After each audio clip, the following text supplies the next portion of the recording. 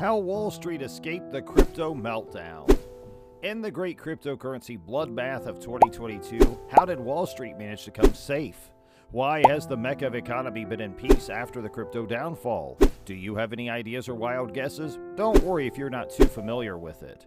Hello folks, welcome back to CryptoTrends, where we're going to talk about how Wall Street managed to escape from the crypto downfall of 2022. So, as not to delay any further, let's get started. Are you ready? And before that, make sure you please hit the bell icon and subscribe to our channel so you don't miss out on any of the new updates from our channel. The price of Bitcoin is close to 70% off from last year. It doesn't take a lot of browsing on social media and the news to see the fear and panic that has gripped the market. So will Bitcoin recover from this? Is this a good time to stack Bitcoin? It's always the same kinds of questions on people's minds with regards to Bitcoin. It's also very unfortunate that these are the same questions that prevent a lot of people, especially newcomers, from entering the market at any given time. Cryptocurrency hopefuls want to believe that Wall Street's just another eager investor, ready to pump money into the young market and enjoy the same returns that retail traders have seen every time the value of the cryptocurrency has skyrocketed. But that projection misses the mark in two ways. First, Wall Street's already neck deep in the cryptocurrency market, and second, the last thing Wall Street intends to do is pump the precarious market with its own capital. According to Fortune, JP Morgan released a note last week that now states their analysts believe Bitcoin could double or triple in price. First, and one of the most notable converts, is billionaire hedge fund manager Paul Tudor Jones. Tudor Jones has said that Bitcoin in 2020 reminds him of gold's role in the 1970s. His $22 billion hedge fund has invested between 1% and 2% of its assets in Bitcoin futures contracts. Social Capital founder Chamath Palihapitiya, a self-proclaimed disciple of Warren Buffett, says that Bitcoin is the best financial hedge against an uncertain world economy. He urged people to invest at least 1% in the asset. Kathy Wood's the most successful investor over the past 5 years. Her team at ARK recommends an allocation to Bitcoin ranging from 2.55% to 6.55%. Multi-billion-dollar institutions are now allocating 9 figures to Bitcoin. Stone Ridge, a $10 billion asset manager, now owns $115 million in Bitcoin. This NASDAQ-listed MicroStrategy raised its Bitcoin holdings to $425 million after the second purchase. According to the company, Bitcoin held by the firm is serving as the primary Treasury reserve asset, almost entirely replacing U.S. dollars. Mode Global Holdings, a London Stock Exchange-listed company, has recently announced that they will put 10% of their cash reserves in Bitcoin to protect themselves against currency debasement. Grayscale is the largest digital asset investment manager in the U.S. They saw record inflows of $1 billion in the third quarter and now have almost $6 billion in total assets. Grayscale's Bitcoin Trust is on track to reach 500,000 BTC by the end of 2020. Fidelity also added its establishment name and star power to the new asset class. They successfully launched cryptocurrency custody offerings for institutional investors in 2019. In August 2020, they launched their first Bitcoin fund, and recently they suggested investors increase their Bitcoin allocation to 5% or more. Intercontinental Exchange, the trading colossus that owns the New York Stock Exchange and other global marketplaces, formed Bakkt. The company, backed by Microsoft and Starbucks, aims to make cryptocurrency safe for your retirement fund and maybe retail. Goldman has emerged that they are considering their own crypto asset, most likely a stablecoin. The bank said that there had been an uptick in interest with the bank's institutional clients when it comes to crypto, adding that it feels like there's a resurgence of interest in cryptocurrencies. DBS Bank, the largest bank in Southeast Asia by assets, is getting ready to launch a new digital asset exchange. This is a big deal because it shows that crypto has gone mainstream in Asia. PayPal's recently entered the cryptocurrency game too. The technology company will allow users to buy and sell Bitcoin and other cryptocurrencies.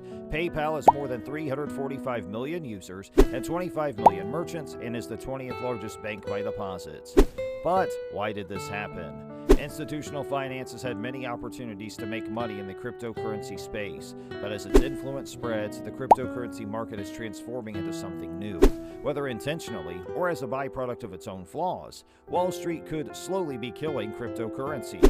In the past, Bitcoin was traded exclusively on fiat exchanges. This meant that users could only buy or sell, there was no way to short Bitcoin, and there was no futures or derivatives based on the cryptocurrency. All purchases were settled in Bitcoin. Anyone who bought a coin effectively removed it from the market. Bitcoin's limited supply and deflationary nature made it easy for the price to rise exponentially as more people bought and fewer people sold because they expected greater returns the longer they held onto the currency. This naturally contributed to volatility because the market was directly exposed to the forces of supply and demand. Mass fear of missing out could send Bitcoin's price soaring, while the same fear could bring it back down just as quickly. Wall Street's introduction of Bitcoin features to its own brokers and exchanges significantly reduced volatility simply because futures allow people to speculate on Bitcoin's downside as well as its upside. This balances the market and makes it just as profitable to suppress Bitcoin as it is to pump it. Additionally, with instruments that merely mimic Bitcoin's price and are not cryptocurrencies themselves, the supply and demand factor is less relevant. Bitcoin spikes and swings become much less pronounced. High-frequency trading bots also now populate crypto markets, which further reduces their once impressive instability. Sophisticated bot programs like those employed by Wall Street can still be extremely profitable in low volatility environments. Volatility is part of the reason that Bitcoin is so popular and profitable for the average trader, and without it, the asset really has no fundamental or unique value to the masses. So in the crypto bloodbath of 2022, Wall Street is actually winning. But why? You see, Wall Street investors who predicted that many companies would shut down due to this have not invested in the cryptos and are now sitting peacefully. Wall Street likes to make money. They prefer easy money to risky money. Crypto is risky and volatile. There are far better ways to guarantee to make money than taking huge risky bets. But Wall Street focuses on circumventing a narrow chunk of it, like for recording certain types of financial transactions, maybe in a new product we haven't thought of yet, so that it does not compete with legacy systems as much. And Wall Street may do this as a group, just like they all got together to create credit default swap indices and then turned it over to a third party like market partners.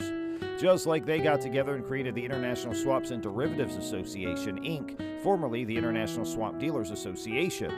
Unlike their fates in the financial crisis, when the souring of subprime mortgages backed by complex securities took down both banks and regular people, leading to a recession, the fortunes of Wall Street and Main Street have diverged more fully this time. Bailouts eventually saved the banks last time. Collapsing digital asset prices and struggling crypto startups did not contribute much to the recent convulsions in financial markets, and the risk of contagion is low. So, if I would have to say that, Wall Street got saved because the people here are smart, and they have been in the business for years. They know how the market is more than anyone on this planet. Unlike the newcomers who just invest by seeing the ads and get freaked out as the money goes low and the returns fail to get high, it's not like the after effects of this are not visible on Wall Street. Many new investors and some old ones also invested in Bitcoin due to its popularity and are now dealing with huge losses. Although in the end, I would like to add that Bitcoin will rise again, as people just need to have a little more patience than that to survive this downfall. Every investor, whether he's new or a pro, has something like this, but that is how you grow.